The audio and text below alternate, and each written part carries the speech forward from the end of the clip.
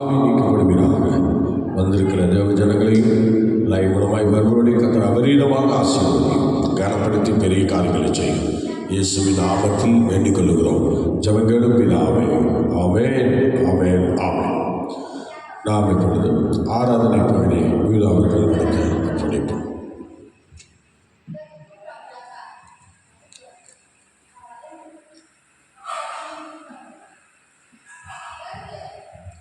ஹல்லேலூயா, ஹல்லேலூயா.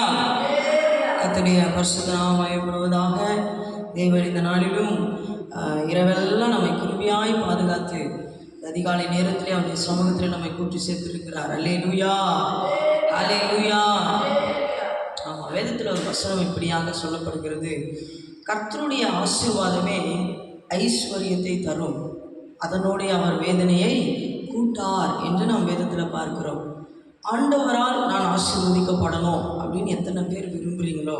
கர்த்தருடைய ஆசீர்வாதம் வரணும்னா அது ஆண்டவர்கிட்ட தான் வரும். வேதம் சொல்லுது, நன்மையான எந்த ஈவும் பூரணமான எந்த வரமும் ஜோதிகளின் பிதாவினிடத்திலிருந்து வருகிறது. அப்படியாக நன்மையான எந்த ஒரு ஆசீர்வாதமும் என் ஆண்டவரிடத்திலிருந்து எனக்கு வர வேண்டும் என்று விரும்புகிறவர்கள் இந்த அதிகாலை நேரத்தில் என்னோட கூட சேர்ந்து இந்த பாடலை பாடி வார்த்தைகளை எல்லாம் அறிக்கை பண்ணி சொல்ல போகிறீங்க. என் தேவனால் நான் ஆசீர்வதிக்கப்படுவேன், இந்த தேவனால் நான் உயர்த்தப்படுவேன், இந்த தேவனால் எங்கள் வீட்டில் ஒரு ஆகாரமும் குறைவு இருக்காது என்று சொல்லி நாம் பாடி கர்த்தருடைய நாமத்தை விடுதலையோடு மகிமைப்படுத்த போகிறோம். என்னோட கூட சேர்ந்து சொல்வீங்களா? எந்த தேவனால், எந்த தேவனால் நிச்சயம் நான் ஆசீர்வாதம் பெற்றுக்கொள்ளுவேன். உந்தன் வசனம் கை கொள்ளுவேன், உந்தன் வழிகளில் நான் நடந்திடுவேன். எல்லாம் என்னோட கூட சேர்ந்து சொல்லுங்க பார்க்கலாம். எந்த தேவனால், எந்த தேவனால் நிச்சயம் நான் ஆசீர்வாதம் பெற்றுக்கொள்ளுவேன். உந்தன் வசனம் கை கொள்ளுவேன், உந்தன் வழிகளில் நான் நடந்திடுவேன். தேசத்தில் நான் ஆசீர்வாதமாயிருப்பேன், வேலையிலும் ஆசீர்வாதமாயிருப்பேன். தேசத்தில் நான் ஆசீர்வாதமாயிருப்பேன், வேலையிலும் ஆசீர்வாதமாயிருப்பேன். என் வீட்டில் ஆகாரம் குறையில்லையே, என் தேவைகள் ஒன்றும் தடையில்லையே. என் வீட்டில் ஆகாரம் குறையில்லையே,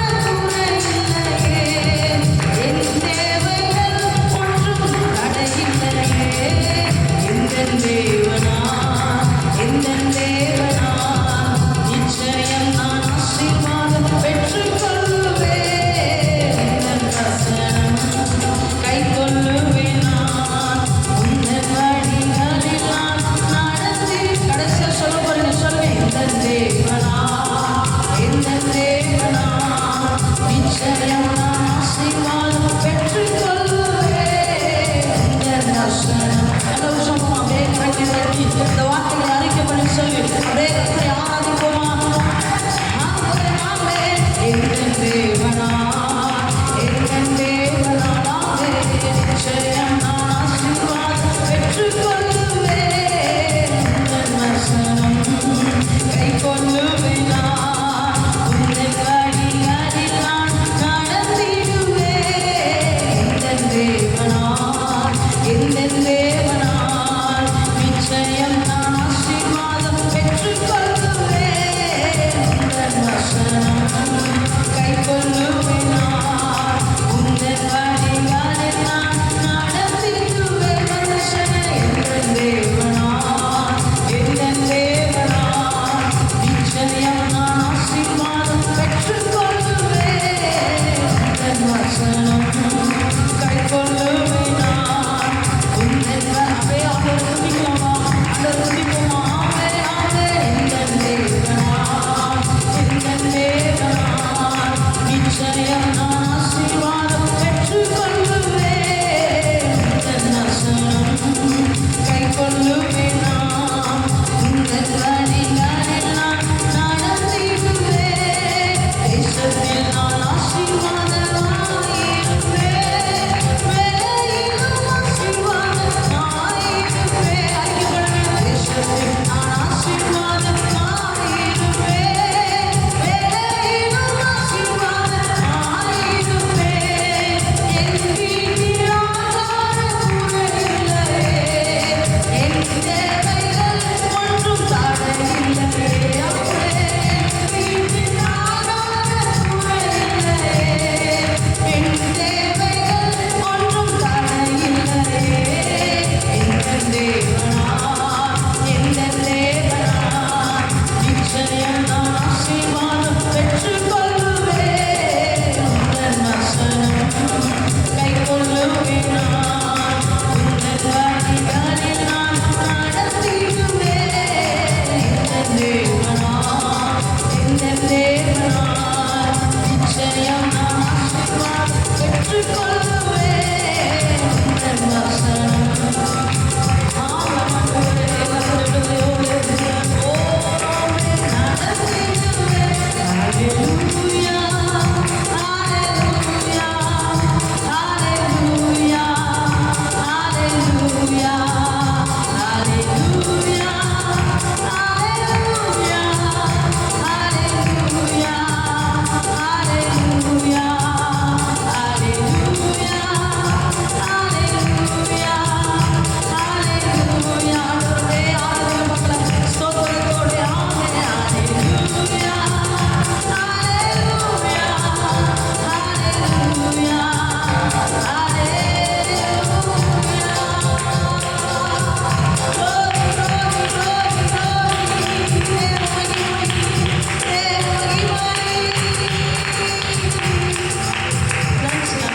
நன்றி ஆண்டவரே.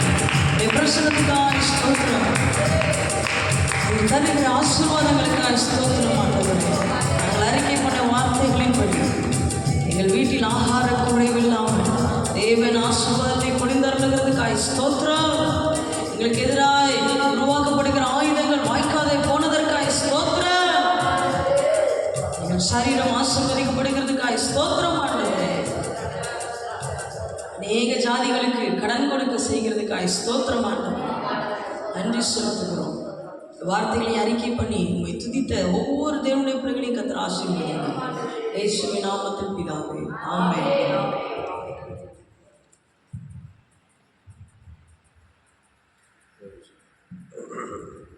அல்லேலூயா, அல்லேலூயா. ஆண்டவருடைய நாமம் மகிமைப்படுவதாக. இந்த நாளிலே நாம் நீதிமொழிகளின் புஸ்தகம் 30ஆம் அதிகாரத்தை வாசிக்கலாம். நீதிமொழிகள் 30ஆவது அதிகாரம். யாக்கோபின் குமாரனாகிய ஆகூர் எனும் புருஷன் ஈத்தியேலுக்கு வசனித்து ஈத்தியேலுக்கும் ஊகாலுக்கும் உரைத்த உபதேச வாக்கியங்களாவன. மனுஷர் எல்லாரிலும் நான் மூடன், மனுஷருக்கேற்ற புத்தி எனக்கு இல்லை. நான் ஞானத்தை கற்கவும் இல்லை, பரிசுத்தரின் அறிவை அறிந்து கொள்ளவும் இல்லை. வானத்துக்கு ஏறி இறங்கினவர் யார்? காற்றை தம்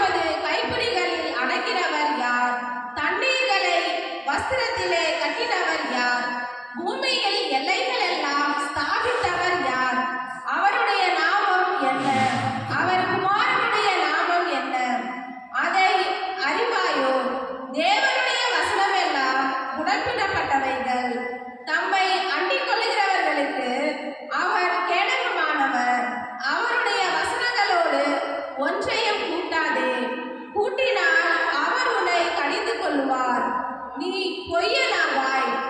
2 மனு உம்மிடத்தில் கேட்கிறேன். நான் மரிக்கும் பரியந்தமும் அவைகளை எனக்கு மறுக்காமல் தாரும். மாயையும் பொய் வசனிப்பையும் எனக்கு தூரப்படுத்தும். தரித்திரனையும் ஐஸ்வர்யனையும் எனக்கு கொடாதிருப்பீராக. நான் பரிபூரணம் அடைகிறதினால் மறுதலித்து கர்த்தர் யார் என்று சொல்லாதபடிக்கும்,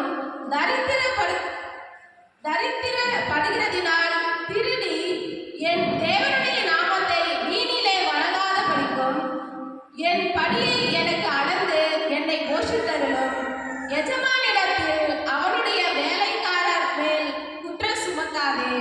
அவன் உன்னை சபிப்பான், நீ குற்றவாளியாக காணப்படுவாய். தங்கள் தகப்பனை சபித்தும் தங்கள் தாயை ஆசீர்வதியாமலும் இருக்கிற சந்ததியாரும் உண்டு. தாங்கள் அழுக்கற கழுவப்படாமல் இருந்தும் தங்கள் பார்வைக்கு சுத்தமாக தோன்றுகிற சந்ததியாரும் உண்டு. வேறொரு சந்ததியாரும் உண்டு. அவர்கள் கண்கள் எத்தனை மேட்டிமையும் அவர்கள் இமைகள் எத்தனை நெருப்புமானவைகள். தேசத்தில் சிறுமையானவர்களையும் மனுஷரில் எளிமையானவர்களையும் பட்சிப்பதற்கு கற்களை ஒத்த பற்களையும் கத்திகளை ஒத்த கடைவாய் பற்களையும் உடைய சந்ததியாரும் உண்டு. தா தா என்கிற 2 குமாரத்திகள் அட்டைக்கு உண்டு. திருப்தி அடையாத 3 உண்டு. போதும் என்று சொல்லாத 4 உண்டு. அவையாவன பாதாளமும் மலட்டு கர்ப்பமும் தண்ணீரால் திருப்தி அடையாத நிலமும் போதும் என்று சொல்லாத அக்கினியுமே. தகப்பனை பரியாசம் பண்ணி தாயின் கட்டளையை அசட்டை பண்ணுகிற கண்ணை நதியின் காகங்கள் பிடுங்கும், கழுகின் குஞ்சுகள் தின்னும். எனக்கு மிகவும் ஆச்சரியமானவைகள் 3 உண்டு. என் புத்திக்கு எட்டாதவைகள் 4 உண்டு. அவையாவன ஆகாயத்தில் கழுகினுடைய வழியும், கண்மலையின் மேல் பாம்பினுடைய வழியும், நடுக்கடலில் கப்பலினுடைய வழியும், ஒரு கன்னிகையை நாடி மனுஷனுடைய வழியுமே. அப்படி விபசார ஸ்திரீயினுடைய வழியும் இருக்கிறது. அவள் தின்று தன் வாயை துடைத்து நான் ஒரு பாவமும் செய்யவில்லை என்பாள். 3 நிமித்தம் பூமி சஞ்சலப்படுகிறது, 4ஐயும் அது தாங்க மாட்டாது. அரசாளுகிற அடிமை நிமித்தமும் போஜனத்தால் திருப்தியான மூடனை நிமித்தமும் பகைக்கப்பட்டத்தக்கவளாயிருந்தும், புருஷனுக்கு வாழ்க்கைப்பட்ட ஸ்திரீ நிமித்தமும் தன் நாச்சியாருக்கு பதிலாக இல்லாளாகும் அடிமை பெண்ணின் நிமித்தமுமே பூமியில் சிறியவர்களாயிருந்தும் மகா ஞானமுள்ள இவைகள் 4 உண்டு.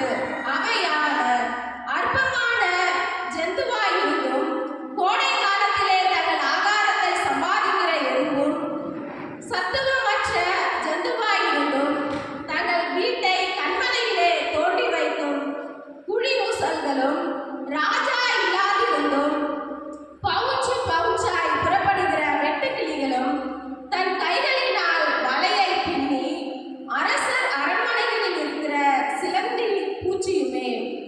வினோதமாய் அடி வைத்து நடக்கிறவைகள் 3 உண்டு. வினோத நடையுள்ளவைகள் 4 உண்டு. அவையாவன மிருகங்களில் சௌரியமானதும் ஒன்றுக்கும் பின்னிடையாததுமாகிய சிங்கமும், போர் குதிரையும், வெள்ளாட்டு கடாவும், ஒருவரும் எதிர்க்கக்கூடாத ராஜாவுமே. நீ மேட்டிமையானதினால் பைத்தியமாய் நடந்து துர்ச்சிந்தனையுள்ளவளாய் இருந்தாயானால் கையினால் வாயை மூடு. பாலை கடைதல் வெண்ணையை பிறப்பிக்கும், மூக்கை பிசைதல் இரத்தத்தை பிறப்பிக்கும். அப்படியே கோபத்தை குடிவிடுதல் சண்டையை பிறப்பிக்கும். அன்புடைய நாமம் மேம்படுவதாக. அருமையான நாளிலே நாம் ஸ்தோத்திரம் 30ஆம் அதிகாரம் நீதிமொழிகளை முடித்து வருகிறோம். ஸ்தோத்திரம். ஆகவே இந்த அருமையான நாளிலே ஸ்தோத்திரம் 30ஆம் அதிகாரம் 21, 22 வசனங்களை வாசிக்கலாம். 3 நிமித்தம் பூமி சஞ்சலப்படுகிறது, 4ஐயும் அது தாங்க மாட்டாது. அரசாங்க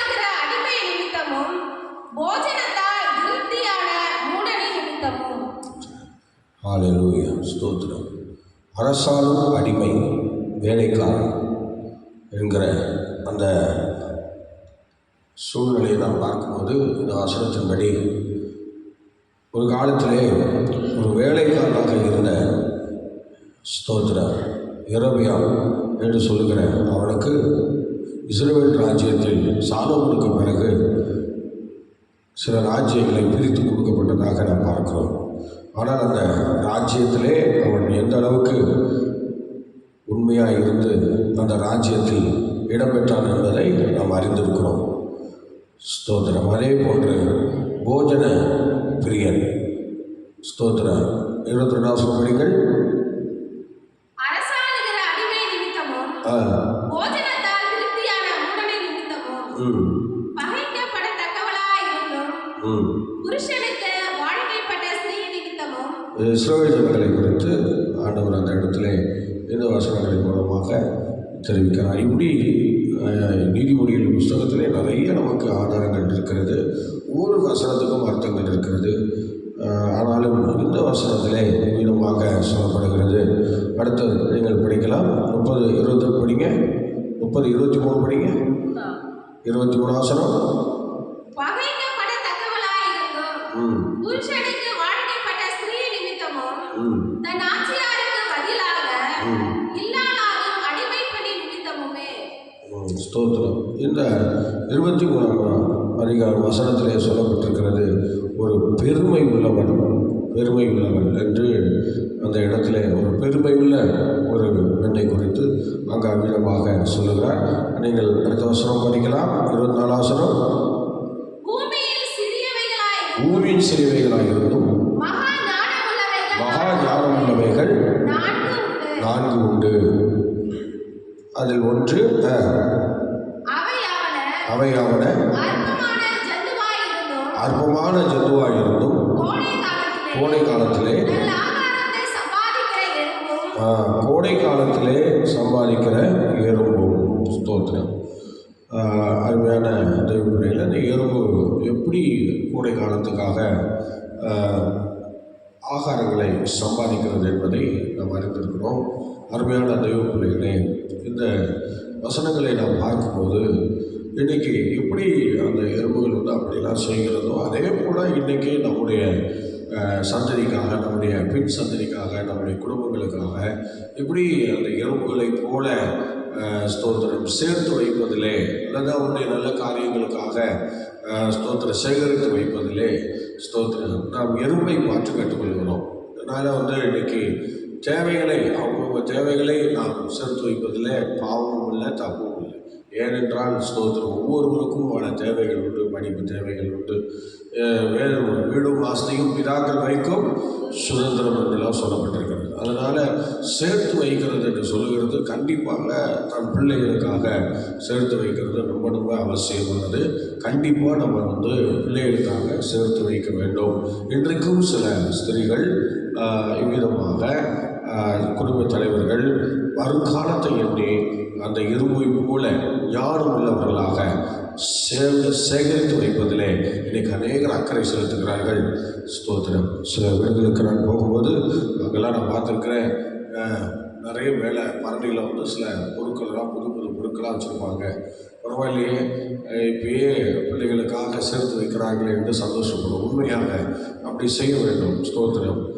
ஏனென்றால் இன்றைக்கு அநேக கர்த்தருடைய பிள்ளைகள் ஸ்தோத்திரம் எல்லாம் கர்த்தர் பார்த்துக்கொள்வார் என்று சொல்லிட்டு நம்ம பாட்டுக்கு அலட்சியமாக இருந்து விடக்கூடாது. ஏனென்றால் கர்த்தர் பார்க்கிறது உண்மைதான். ஆனால் இப்பயும் கர்த்தர் பார்க்குறார். எல்லாம் கவனிக்கணும். இப்பயும் கர்த்தர் பார்க்குறார், அப்பயும் கர்த்தர் பார்க்குறார். அதனால் ஸ்தோத்திரம் அந்த எறும்புகள் எல்லாம் கர்த்தர் பார்த்துக்கொள்வார் என்று சொல்லி அந்த கோடை காலத்திலே அவையெல்லாம் சேர்த்து வைக்காமல் இருந்தால் அதனுடைய நிலைமை என்ன இருக்கும் யோசிச்சு பாருங்கள். அந்த எறும்புகள் பாருங்கள் எவ்வளோ ஞானமாய் செய்கிறதுக்கு பைபிள் அதை வலியுறுத்துகிறது. எவ்வளோ ஞானமாய் அது நடக்கிறது. அப்போ எறும்புகளை போல இன்றைக்கி ஒவ்வொரு தேவனுடைய பிள்ளைகளும் பார்த்திங்களா ஞானமாய் நடக்க வேண்டும். நமக்கு பிள்ளைகளை கற்றுக் கொடுத்திருக்கிறார். பிள்ளைகள் அற்றவர்களே என்ன செய்கிறார்கள்? அநேக சேமிப்புகளை உடையவர்களாக இருக்கிறார்கள். அப்போ பிள்ளைகள் உடையவர்கள் கண்டிப்பாக என்ன செய்யணும்? நமக்கு ஒரு சேமிப்பு தேவை. அதனால் ஸ்தோத்திரம் அரசாங்கத்தை ஏமாற்றி அல்ல. ஆமாம், இன்றைக்கி நிறைய பேர் சேமிச்சுக்கிறீங்க. எப்படின்னா அரசாங்கத்தை ஏமாற்றி பார்த்தீங்களா? ஸ்தோத்திரம். அரசாங்கத்தை ஏமாற்றி ஸ்தோத்திரம் என்ன செய்கிறீங்க? அல்லேலூயா. அரசாங்கத்தை ஏமாற்றி என்ன பண்ணுறாங்க பார்த்தீங்களா? ஸ்தோத்திரம். தேவனுடைய பிள்ளைகள் நல்லா தெரிஞ்சுங்க. அரசாங்கத்தை ஏமாற்றி பிள்ளைகளுக்கு சொத்து சேர்த்து வைக்கிறது அது ஆசீர்வாதம் இல்லை. எப்படிங்க? அது ஆசீர்வாதம் இல்லை. ஆகவே எனக்கு பிரியமானவர்களே, ஸ்தோத்திரம், அரசாங்கத்தை ஏமாற்றி பிள்ளைகளுக்காக நான் சொத்து சேர்த்து வைக்கிறேன், ஒன்று போல கும்பிட்ட யாருமே இருக்க முடியாது. நீங்கள் நினச்சிக்கிட்டு இருக்கீங்க நீங்கள் சேர்த்து வைக்கிற சொத்துனால ஒருவேளை எங்கள் பிள்ளைங்க நல்லா இருப்பாங்க. கண்டிப்பாக இல்லை. நீங்கள் நல்லா கவனிங்க. சோதனை இன்னைக்கு அரசு அதிகாரிகள் பல இடங்களில் லஞ்சம் வாங்குறாங்க. வாங்கி என்ன பண்ணுறாங்க? சேர்த்து வைக்கிறாங்க. இதெல்லாம் பிள்ளைகளுக்கு மட்டும் அப்படின்லாம் நினைக்கிறாங்க. இன்றைக்கி பிள்ளைகள் அநேக பிள்ளைகளுக்கு சில வயது கம்மியாக சில வியாதிகள் பிரச்சனை எப்படியோ விபத்து எப்படியோ போய் சேர்றாங்க. இதுக்கெல்லாம் காரணம் என்னென்னா, நீங்கள் சேர்த்து வைக்கிற சொத்து நியாயமானதாக இருக்கணும். நீங்கள் அநியாயம் பண்ணி சொத்துக்களை சேர்த்து வைப்பதனால உங்கள் குடும்பம் விருத்தி அடையாது. அதனால் உங்களுக்கு பாதிப்பு தான் ஏற்படும். அதனால் உங்களுக்கு பிரச்சனை தான் வரும். எறும்பு இடத்துல போய் கற்றுக்கொள்ளுங்க. அந்த எறும்பு என்ன செய்ய பாருங்க, கோடை காலத்திற்காக அது உழைக்கிற உழைப்புல தான் அது கொண்டு போய் எல்லாத்தையும் சேர்த்து வைக்கிறதே தவிர, சோதனை நல்லா யோசிச்சு பாருங்க. ஸ்தோத்திரம். ஒவ்வொரு எறும்பும் அந்த தானியங்களை கொண்டு போய் அந்த அறுப்பு காலத்தில் அந்த தானியங்களை கொண்டு போய் அவங்களுடைய இடத்துல கொண்டு போய் அதை சேர்த்து வைக்கிறது. அறுப்பு காலத்தில்னா கர்த்தர் உங்களுக்கு கொடுத்துருக்கிற ஜீவ நாட்களில், ஆண்டவர் உங்களுக்கு கொடுத்துருக்கிற உழைக்கிற நாட்களில், நீங்கள் வேலை செய்கிற நாட்களில் நீங்கள் அப்படி செய்ய வேண்டும். ஆனால் அந்த எறும்பு யாரையும் ஏமாற்றி கொண்டு போகவில்லை. நல்லா கவனிக்கணும். எத்தனை எறும்புகள் இன்றைக்கு வயல் நிலங்களிலிருந்து அதுக்கு ஆகாரத்தை கொண்டு போகிறது, ஏமாற்றியாக கொண்டு போகிறது. அவங்கெல்லாம் வயல் நிலத்தில் இறைச்சி விடுறாங்க. இஸ்ரவேல் நாட்டில் எல்லாரும் என்ன செய்வாங்களாம்? அறுத்து மிச்சத்தை என்ன பண்ணுவாங்களாம்? அப்படியே விட்டுருவாங்களாம். சிந்துறதை பொறுக்க மாட்டாங்களாம். அதை பாடு பிரதேசிகள் ரொம்ப ஏழை எளியவர்கள் அப்படியே பின்னாடி பொறுக்கிட்டே போவாங்க. அந்த மாதிரி கொஞ்சம் விட்டு கொடுக்கணும். நல்லா கவனிச்சுக்கிட்டு விட்டு கொடுக்கணும். அருமையான தெய்வ பிள்ளைகளை. அப்போ அதை அப்படி விட்டு கொடுத்து அதை கீழே விழுகிறதை எடுக்காமல் அவங்க அப்படியே விட்டுருவாங்க. அந்த கஷ்டப்படுறவங்க அதெல்லாம் எடுத்துகிட்டு போயிடுவாங்க. அது தப்புன்னு சொல்ல முடியாது. அது அது உள்ள நியமம். அவங்க அப்படி ஒரு ஒழுங்கு வச்சுருக்கிறாங்க. அதனால் அதை அவங்க எடுத்துக்கொள்ளலாம். ஆகவே கர்மானவர்களே நல்ல கவனிங்க. நீங்கள் சொத்துக்களை, அடுத்தவங்க பணங்களை அவங்க மனம் எரிய நீங்கள் வாங்கிக்கொண்டு உங்கள் வீட்டில் சொத்தாக வைப்பீர்கள் என்றால் அது உங்கள் வீட்டில் சொத்தாக இருக்காது. அவங்க மனம் எப்படி எரிந்ததோ அதே போல் அது எரிந்து கொண்டே இருக்கும். எப்படிங்க? அது எரிஞ்சிட்டே இருக்கும். இந்த லஞ்சம் வாங்குகிற சில ஆசாமிகளுக்கு அது புரியறதே இல்லை.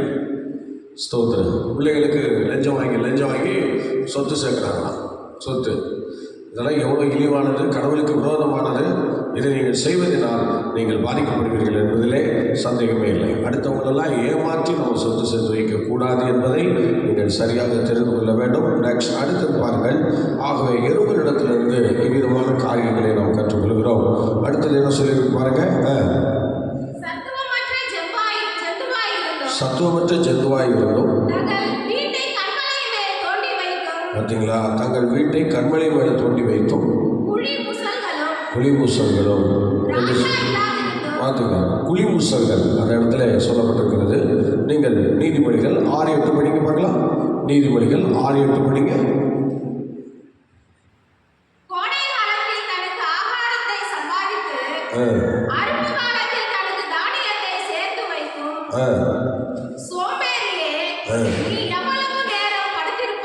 எருமை குறித்து அடுத்த 9-7 படிங்க. அதுவும் எருமை குறித்த படிங்க. எபிரேயர் 9-7 படிங்க.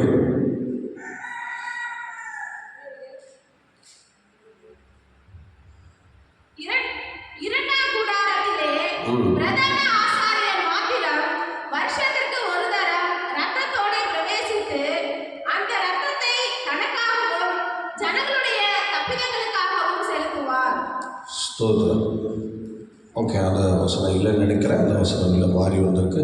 சரி, நெக்ஸ்ட் அடுத்தது பாருங்கள். குழிமுசல்களை குறித்து நம்ம பார்த்தோம். 26ஆம் வசனத்திலே குழிமுசல்களை குறித்து நம்ம பார்த்தோம். இந்த குழிமுசல்கள் எப்படிப்பட்டது என்று சொல்லி அங்கே சொல்லப்பட்டிருக்கிறது. அது பாருங்கள். அதுக்கு சில காரியங்களை சொல்கிறார்கள். என்னவென்றால் அதுக்கு அதுக்கு காது இருக்குமா? அந்த குழிமுசலுக்கு ஒரு காது இருக்குமா? அது ஒரு ரவுண்டு வடிவத்தில், அந்த காது அதுக்கு ரவுண்டு வடிவத்தில் இருக்குமா? அடுத்தது ஸ்தோத்திரம். அடுத்தது பார்த்தீங்கன்னா ஸ்தோத்திரம். அடுத்ததும் பாருங்கள், நீண்ட ஒரு முடி, ஒரு நீண்ட முடி அதுக்கு இருக்குமா. அடுத்தது பார்த்தீங்கன்னா ஒரு சிறிய வாழ்வு இருக்குமா அதுக்கு, இந்த குளிமுசலுக்கு ஒரு சிறிய வாழ்வு இருக்குமா. இப்படி இந்த குளிமுசலுக்கு ஒரு 4 விதமான காரியங்களை இதில் நம்ம பார்க்கிறோம். தன்னை காப்பாற்ற முதலாவது அது சில விஷயங்களை எடுத்துக்கொள்ளும். அது வந்து லேவியர் 3ஆம் அதிகாரத்தில் அவன் குளிமுசலை குறித்து சில விஷயங்கள் சொல்லப்பட்டிருக்கிறது. இப்படி பார்த்தீங்கன்னா குளிமுசல் என்று சொல்லுகிறது அது தன்னை காத்துக்கொள்வதற்கான சில உறுப்புகளை அது பயன்படுத்தி அது என்ன செய்கிறது, அது கண்மலைகளிலே போய் அந்த குழிகளை தோண்டி அதை விதமாக இருப்பதாக அங்கே சொல்லப்பட்டிருக்கிறது.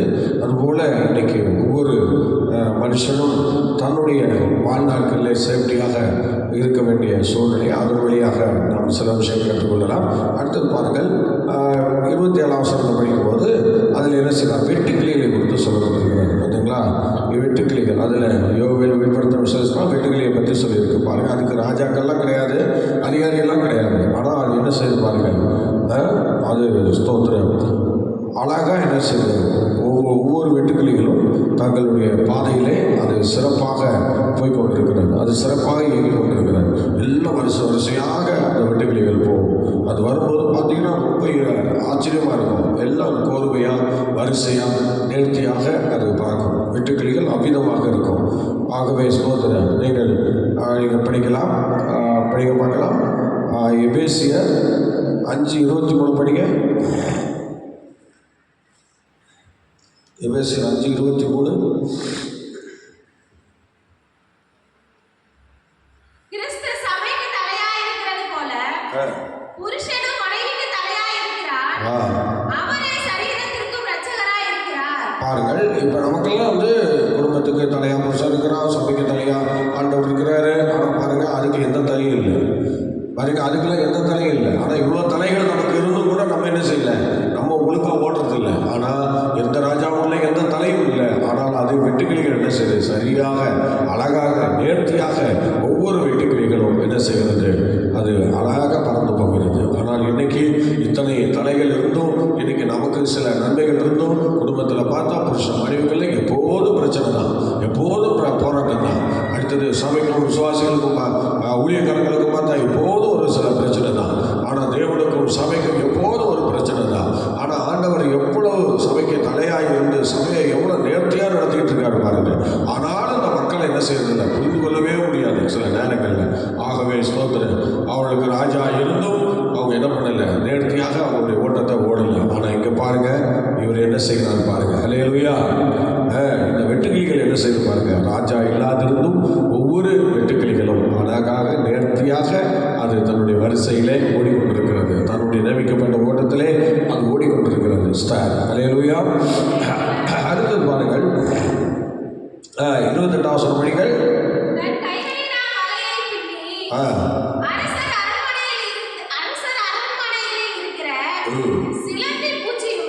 ஓகே, சிலந்தி பூச்சியை நம்ம பார்க்கிறோம். அரசர் அரண்மனைகளிலே 4வது பூச்சியாக அந்த சிலந்தி பூச்சிகள் இருக்கிறதை பார்க்கிறோம். நீங்கள் யாக்கோபு 2:1 படிங்க. யாக்கோபு 2:1. என் சகோதரரே, மகிமையுள்ள நம்முடைய கர்த்தராகிய இயேசு கிறிஸ்துவின் மேலுள்ள விசுவாசத்தை பட்சபாதத்தோட பற்றிக் கொள்ளாதிருப்பீர்களாக. ஏனெனில் பொன் மோதிரமும் மினுக்கு வஸ்திரமும் தரித்திருக்கிற ஒரு மனுஷனும் இல்லை, 2:1 தான். 2:1 திருப்படிங்க. என் சகோதரரே, மகிமையுள்ள நம்முடைய கர்த்தராகிய இயேசு கிறிஸ்துவின் மேலுள்ள அந்த மேலுள்ள விசுவாசத்தை பட்சபாதத்தோட பற்றிக் கொள்ளாதிருப்பீர்களாக. அவங்க பாருங்கள், ஸ்தோத்திரம், பட்சபாதத்தோட அந்த அந்த சலந்தி பூச்சிகள் வந்து அந்த வலையை பின்னி அதில் எவ்வளோ சந்தோஷமாக நேர்த்தியாக அவைகள் தங்கி வருகிறதை நம்ம எல்லா இடங்களிலும் பார்க்குறோம். அது சிலந்தி பூச்சிக்கு அப்படிப்பட்ட அந்த வலைகள் மேலே அவ்வளோ பெரிய நம்பிக்கை. இன்னும் நிறைய சிலந்தி பூச்சிகள்லாம் நம்ம பார்த்துருக்குறோம். சில படங்களில் கூட பார்த்துருக்கலாம். சிலந்தி பூச்சின்னு சொல்லும்போது அந்த வலை எந்த அளவுக்கு எவ்வளோ ஸ்ட்ராங்காக அதுக்கு இருக்குது பாருங்கள். ஆனால் எந்த விதமான சந்தேகமும் இல்லாமல் அது போட்ட அந்த வலையில் அது கரெக்டாக போய் என்ன செய்யுது, தங்குகிறது.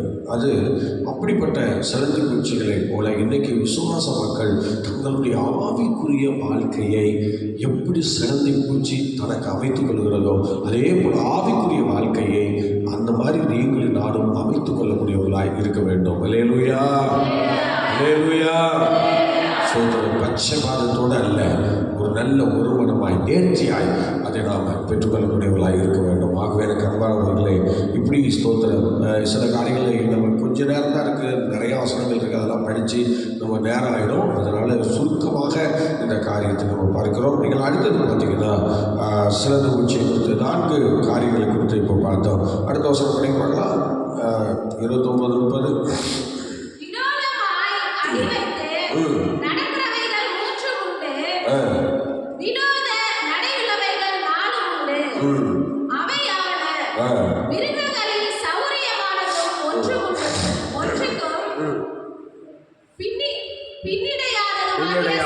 சிங்கம், பின்னடையாத சிங்கம், சிங்கத்தை குறித்து அங்கே சொல்லியிருக்கிறது. நீங்கள் 20ஆம் அதிகாரம் நீதிமொழிகள் 20, 24 படிங்க. 20, 24.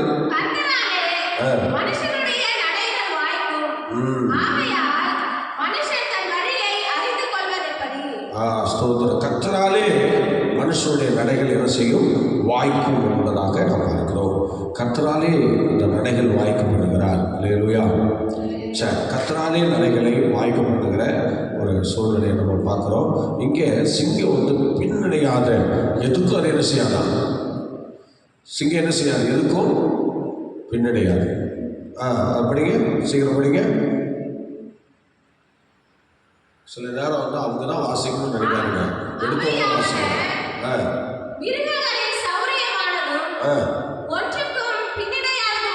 பின்னடையாதமான சிங்கம், பார்த்தீங்களா, ஒன்றுக்கும் பின்னடையாத சிங்கம்.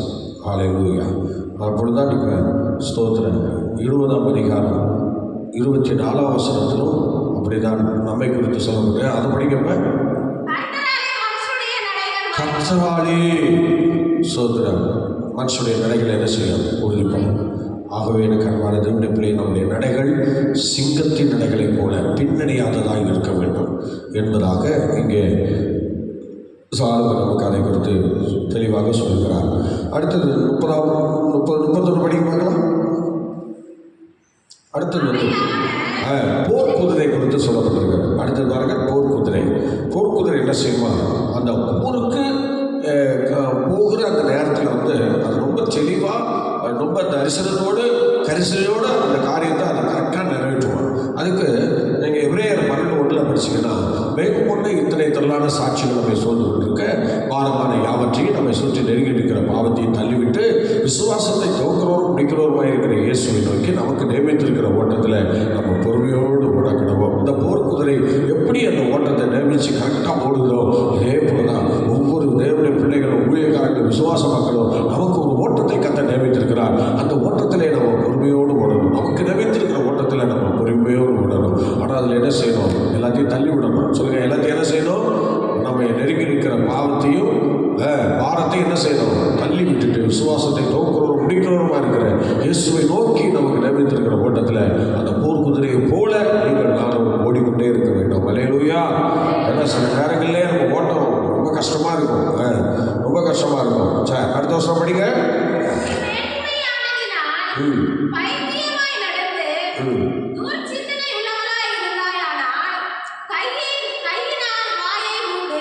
முப்பதாம் அதிகாரம் 31 போர் குதிரை 32 படிங்க. அடுத்த வருஷம்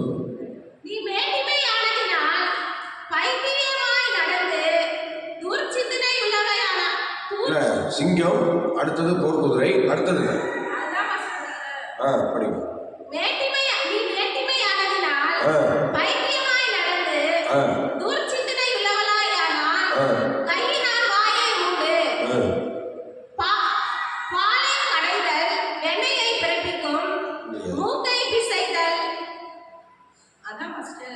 படிங்க. ரத்தத்தை பிறப்பிக்கும். ஆ. அப்படியே கோபத்தை கிண்டி விடுதல் சண்டையை பிறப்பிக்கும். ஸ்தோத்திரம் ஸ்தோத்திரம். இல்லைங்க, அது வெள்ளாட்டுக்கடான்னு வரும் பாருங்க. போர்க்குதிரையும் போர்க்குதிரையும். வெள்ளாட்டுக்கடாவும். ஏமா இப்படி இருக்கீங்க? இவ்வளோ படிச்சும் அசா ஒன்றும் புரியலையே. 4 வரிசையாக இருக்கு, நீங்கள் மட்டும் அதை விட்டுட்டு எங்கேயோ போயிட்டீங்க. படிங்க. போர்க்குதிரையும் போர்க்குதிரையும் வெள்ளாட்டுக்கடாவும். வெள்ளாட்டுக்கடாவும். நல்லா கவனிங்க, வெள்ளாட்டுக்கடா என்று சொல்கிறது. வெள்ளாட்டுக்கடா வந்து எல்லா ஆடுகளையும் சிநேகிக்கிற ஒரு சுபாவம் உள்ளதான் வெள்ளாட்டுக்கடா. இஸ்ரேல் நாட்டிலே அந்த அந்த வெள்ளாட்டுக்கடான்னு சொல்கிறது பல சௌகரிய ஆடுகள் அங்கெல்லாம் இருக்கிறது. ஆனால் இந்த வெள்ளாட்டுக்கடா வந்து விசேஷமானதான். அது வந்து எல்லாரையும் சிநேகிக்கும், எல்லா ஆடுகளையும் வந்து சிநேகிக்கிற ஒரு ஆடு. அது வந்து ஆபகுத்தில் 3:17 படிக்கிறேன். நீங்கள் பார்க்கலாம். 3:17. 3:17. அத்திமரம் துளிர்விடாமல் போனாலும், பாருங்கள், அத்திமரம் துளிவிடாமல் போனாலும், திராட்சை செடிகளில் பழம் உண்டாகாமல் போனாலும், ஒலிவ மரத்தின் பலன் அற்றுப் போனாலும், வயல்கள் தானியத்தை விளைவியாமல் போனாலும், இடையில் ஆட்டு மந்தைகள் முதலற்றுப் போனாலும், இடையில் ஆட்டு மந்தைகள் முதலற்று போனாலும், தொழுவத்திலே மாடு இல்லாமல் போனாலும், பாருங்கள், நான் கர்த்தருக்குள் மகிழ்ச்சியாயிருப்பேன். அந்த மாதிரி சுபாவத்தை உடையதுதான் அந்த வெள்ளாட்டுக்கடா. வெள்ளாட்டுக்கடா வந்து அப்படி ஒரு சுபாவம் உள்ளது. அதனால தான் வெள்ளாட்டுக்கடா வந்து அந்த இடத்துல ஒரு இது முக்கியத்துவப்படுத்தி சாலமோன் அதை நமக்கு அறிவிக்கிறார். ஆகவே ஸ்தோத்திரம். அப்படியே 30 வசனம் படிக்க பார்க்கலாம். அதில் 30 வசனம் இருக்கா? நீதிமொழிகள். சரி, அது மேலே வாசிங்க, விட்டுருங்க. நீங்கள் ஸ்தோத்திரம். அடுத்தது பாருங்க. ஆடு மற்றவர்களையும் உதவி செய்யும், மற்றவர்களுக்கு உதவி செய்யும் மனப்பான்மையுடையதாக அந்த வெள்ளாட்டுக்கடா காணப்படுகிறதை நாம் அறிந்திருக்கிறோம். ஆகவே இந்த கண்பானவர்களே, நாம் விசுவாசிகளாக இருக்கிறோம். நாம் மற்றவர்களுக்கு உதவி செய்யக்கூடிய மனப்பான்மையுடையவர்களாக வெள்ளாட்டுக்கடாவை போல உள்ள நல்ல ஒரு சுபாவத்தை உடையவர்களாக இருக்கணும். அவங்க ஏதாவது கஷ்டப்பட்டால் நமக்கு என்ன அப்படின்னு சொல்லிட்டு நம்ம போகக்கூடாது. ஒருத்தவங்க வந்து ஒரு தேவையோடு இருக்காங்க அப்படின்னு சொன்னால் அந்த தேவையை நம்ம சந்திக்கிறவர்களாக இருக்கணும். அதனால் இன்றைக்கி எல்லாரும் கூடுப்போமா? சோதனை எல்லாரும் தேவஸ்தானத்தில் அர்ப்பணிப்போமா? சோதனை. அப்படி 30 அதிகாரத்தில் இன்னும் நிறைய விஷயங்கள் இருக்கிறது. ஆனால் ஏதோ நம்ம கொஞ்சோடு எடுத்துக்கிட்டோம். சரி, அதுக்காக நம்ம எல்லாம் கர்த்தரை சோதனை பண்ணுவோம். பேசலாம் பேசலாம் பேசலாம் பேசலாம். ஹல்லேலூயா ஹல்லேலூயா. ஆமென். ஆண்டவரே ஸ்தோத்திரம் ஸ்தோத்திரம் ஸ்தோத்திரம் ஸ்தோத்திரம் ஸ்தோத்திரம் ஸ்தோத்திரம். ஆமென் ஆமென். எல்லாருடைய கரங்களை வைத்துவோம். ஹல்லேலூயா ஹல்லேலூயா. ஸ்தோத்திரம் ஆண்டவரே ஸ்தோத்திரம். சில காரியங்களை ஏதோ பெயரளவில் நாங்கள் கொஞ்சோடு சிந்தித்தோம். ஆண்டவரே ஸ்தோத்திரம். இருந்தாலும் ஆண்டவரே இன்னும் நாங்கள் வேத வசனத்தை புரிந்து கொண்டு அதை நன்றாக அறிந்து கொள்ள கர்த்தர் எங்களுக்கு போதுமான கிருபையை தந்து வழிநடத்துகிறாங்க. அதிசயங்களை காணப்பட்ட வசனங்களை கேட்ட எல்லாரையும் கர்த்தர் ஆசீர்வதிக்க முடியாத ஜெபிக்கிறோம். ஹல்லேலூயா ஹல்லேலூயா. கர்த்தர் பெரிய காரியங்களை செய்ய ஆசீர்வதி இயேசுவின் நாமத்தில் பிதாவே ஆமென். ஸ்தோத்திரம். இப்பொழுது அருமையான தெய்வ பிள்ளையே, நம்ம வயநாடுக்காக நான் ஜெபம் பண்ண போகிறோம். நிறைய பாதிக்கப்பட்டிருக்கிறது. முந்தாம் நாள் இரவு 2 மணி அளவிலே ஸ்தோத்திரம் 500 குடும்பங்கள் இருக்கிற பகுதியிலே ஸ்தோத்திரம் தினசரி வந்து அதிகமாக பிரச்சனைகள் ஏற்பட்டிருக்கிறது. இல்லை இப்போ கூட இரவுல ஏதாவது பிரச்சனை வந்துச்சா என்னன்னு தெரியல. மழை பேஞ்சிட்டே இருக்குன்னு சொல்கிறாங்க, மழை விடலைன்னு சொல்கிறாங்க. அதனால் நிறைய பாதிப்புகள் தொண்ட புடக்குவியெல்லாம் வந்து கொண்டிருக்கிறது. ஆண்டவர் தாமே ஆறுதல் படுத்தி வயநாட்டு பகுதியிலே ஆண்டவர் இறக்கம் செய்யப்படுகிறார். ஹல்லேலூயா. இந்த நாட்களிலே சபைகள் விழித்திருந்து ஹல்லேலூயா இந்த மாதிரி காரியங்களை ஆபத்தில் இருக்கிற இந்த மக்களுக்காக நாம் நேரே போய் உதவி செய்யாவிட்டாலும் நாம் தூரத்தில் இருந்தாலும் நாம் ஜெபித்து கர்த்தரை மகிமைப்படுத்தணும். நீங்கள் இங்கே ஜெபிக்கிற ஜெபங்கள் எல்லாம் இரவு ஜெபம்லாம் பண்ணுறீங்க, அதெல்லாம் நீங்கள் இப்போ என்ன செய்யணும்? முடிந்த அளவுக்கு அந்த செய்தியை நல்லா கேளுங்க. கேட்டுட்டு ஸ்தோத்திரம் அந்த வயநாட்டுக்காக அங்கே பாதிக்கப்பட்ட மக்களுக்காக ஸ்தோத்திரம் ஸ்தோத்திரம் மீட்பு பணியில் இறங்கியிருக்கிற அந்த எல்லாரையும் கர்த்தர் ஆசீர்வதிக்க யாரெல்லாம் நிறைய உதவிகளை செய்ய முன் வந்திருக்கிறார்கள். ஸ்தோத்திரம் நம்முடைய ஸ்தோத்திரம் பிரதமர் ஒவ்வொரு ஸ்தோத்திரம் இழந்து போன ஒவ்வொரு மனிதருக்கும் 2 லட்சம் ரூபாய் நிதி கொடுப்பதாக சொல்லியிருக்கிறார்கள். அதே போன்று ஸ்தோத்திரம் காங்கிரஸ் கட்சியிலிருந்து அநேகர் எங்களால் முடிந்த உதவியை நாங்கள் பண்ணுவோம்னு சொல்லி ஸ்தோத்திரம் ஸ்தோத்திரம் சோதரம் சோதரம் சொல்லியிருக்கிறாங்க. இப்படி ஸ்தோத்திரம் முதலமைச்சர் இங்கே தமிழ்நாடு முதலமைச்சர் நிறைய உதவிகளை பண்ணிக்கிட்டே இருக்கிறாங்க. ஸ்தோத்திரம் பல கோடி அவங்களுக்கு கொடுத்து கொண்டிருக்கிறார்கள். பல ஆகாரங்களை கொடுத்துட்ருக்காங்க. இன்னும் பல மாநிலங்கள் பல நாடுகளும் எனக்கு கை திறந்திருக்கிறார்கள். இப்படி நிறைய உதவி, ஒரு பெரிய பேரழிவு இது. அதனால ஒரு மாவட்டம் முழுசாக பாதிக்கப்படுகிற ஒரு சூழ்நிலையிலே அது காணப்படுகிறது. அதனால கர்த்தர்தாமே அந்த தேவைகளை எல்லாம் சந்திக்க இன்னும் உயிருக்கு போராடி கொண்டு மருத்துவமனையில் இருக்கிற எல்லாருக்கும் நல்ல சரீர சுகம் கிடைக்க முடியாது. எல்லாரும் ஒரு நிமிஷம் ஜெபிக்கலாமா? எல்லாரும் கரங்களை வைத்துவோம். எல்லாரும் கரங்களை வைத்துவோம். முடிஞ்ச முழங்கால் போடுங்க, முழங்கால் போட்டு ஜெபம் பண்ணுங்க. அல்லேலூயா. ஆண்டவரே, வயநாட்டு பகுதியிலே அல்லது மருத்துவ சிகிச்சைக்கு அனுமதிக்கப்பட்டிருக்கிறவர்களுக்கு நல்ல ஜீவனையும் சுகத்தையும் கொடுப்பீராக. ஆண்டவர் சீக்கிரத்தில் அவர்கள் சுகப்பெற்று வர உதவி செய்யும். அது மாத்திரமில்லை ஆண்டவரே, இன்னும் தோண்டிக்கொண்டே இருக்கிறார்கள். தோண்ட நிறைய வீடுகள் ஆண்டவர் முழுகி இருக்கிறது. மண்ணுக்கடியில் நிறைய வீடுகள் முழுகி இருக்கிறது. அதனால் அந்த மண்ணுக்கடியில் தோண்டி கொண்டிருக்கிற ஆண்டவர் அந்த வீடுகள் மத்தியிலே உயிருள்ள ஆண்டவர் சடலங்கள் வரத்தக்கதாக, உயிருள்ள நபர்களை அதிலிருந்து தோண்டி எடுக்கத்தக்கதாக ஆண்டவரே ஸ்தோத்திரம். மண்ணில் புதையுள்ளவர்களை ஆண்டவர் உயிரோடு அந்த மண்ணுக்குள் வைத்து ஆண்டவர் பாதுகாக்க முடியாமல் தோண்டுகிற நேரத்தில் அவர்கள் உயிரோடு மேலே வர ஆண்டவர் இரக்கம் செய்யும். ஆண்டவரே சோதரர் நடக்க போகிறது தெரியாமல் ஆண்டவரே அந்த இரவிலே அவர்கள் படுத்திருந்திருக்கிறார்கள். ஆனால் சோதரர் திடீரென சடுதியாக வந்த அந்த அழிவு அவர்களை மாறிக்கொண்டு போய்விட்டது. ஆண்டவரே, இந்த நிலைமைகள் மாறுவதாக. ஆண்டவரே சோதரர் மண்ணுக்கடியிலே சிக்கிக் கொண்டிருக்கிற எல்லாரையும் மீட்க ஆண்டவரே சடலங்களை மீட்க ஆண்டவர் உதவி செய்யும்படியாக நாங்கள் ஜெபிக்கிறோம். ஆண்டவரே, இந்த வயநாடு பகுதியிலே ஆண்டவரே சோதரர் ஒரு அற்புதம் செய்வீராக. ஆண்டவரை தோண்டி எடுக்கிறவர்கள் ஜீவனோடு வர உதவி செய்கிறப்பா. ஆண்டவரே, எத்தனையோ பேர் உயிரோடு தோண்டி எடுத்திருக்கிறாங்க. ஆண்டவரே, அதுபோல ஆண்டவரை ஸ்தோத்திர அற்புதம் செய்யுங்க, அதிசயம் செய்யுங்க. எப்படியாக மக்களை உயிரோடு கொண்டு வாங்க. ஆண்டவர் புதையுள்ள மக்களை சீக்கிரமாய் தோண்டி எடுக்கிற பணியிலே மீட்பு பணியாளர்கள் தீவிரமாய் இறங்கியிருக்கிறார்கள். மழையும் பெய்து கொண்டிருக்கிறது. சூழ்நிலை சாதகமாக இல்லை. போய் சேர்வதற்கு ரோடு வசதி இல்லை. பாலங்கள்லாம் நொறுக்கப்பட்டிருக்கிறது. பாதை ஒன்றும் தெரியவில்லை. அல்லேலூயா. சோதரர் அநேக வீடுகள் 500 வீடுகள் உள்ள ஏரியா ஆண்டவரே ஒரு நல்ல ஸ்தோத்திர அந்த வீடு தோற்றம் ரோடு எல்லாம் இழந்து இன்னைக்கு அங்கே ஒரு ஆறு ஓடுவது போல இருக்கிறது. காட்சி அளிக்கிறது. இந்த நிலைமைகள் சீக்கிரம் மாறுவதாக. அந்த மீட்பு பணியில் ஏற்பட்டிருக்கிற அண்ணன் நெருங்கி வந்து கொண்டிருக்கிற எல்லா மீட்பு பணியாளர்களை கர்த்தர் ஆசீர்வதிப்பீராக. அவர்களுக்கு நல்ல தெய்வீக ஞானத்தை கொடுப்பீராக, தெய்வீக ஆசீர்வாதங்களை கொடுப்பீராக, தெய்வீக நன்மைகளை கொடுப்பீராக. அவர்களையும் பாதுகாத்துக் கொள்வீராக. ஆண்டவரே, மருத்துவ உதவிகள் எல்லாருக்கும் சரியாய் கிடைக்க நீ உதவி செய்யும். இயேசுவின் நாமத்தினாலே மருத்துவ உதவிகள் எல்லாருக்கும் சரியாய் கிடைக்க ஆண்டவரை கிருபை தாரும். தெய்வ கரங்களை ஒப்பு கொடுத்து ஜெபிக்கிறோம். ஆண்டவரே, எல்லா விதமான தடைகளை நீக்கப்படும் அதிசயங்களை காணப்படும் உங்களுடைய அன்பு கரங்களிலே தாழ்த்து ஒப்படைக்கிறோம். அல்லேலூயா. சோதரம் சோதரம் சோதரம் சோதரம். கர்த்தர் இரக்கம் செய்யுங்க ஆண்டவரே, இரக்கம் செய்யுங்க ஆண்டவரே. அன்புள்ள கரங்களை தாழ்த்து ஒப்படைக்கிறோம். கர்த்தர் நாமே விளையாடு பகுதியை உங்களுடைய பார்வையில் வைக்கிறோம். அந்த இடத்துல மலையை நிறுத்தி கொடுப்பீராக. இயேசு நாமத்தில் மலையை நிறுத்தி கொடுப்பீராக. ஆசீர்வாதத்தை காணப்படுத்தும், அதிசயங்களை காணப்படும்.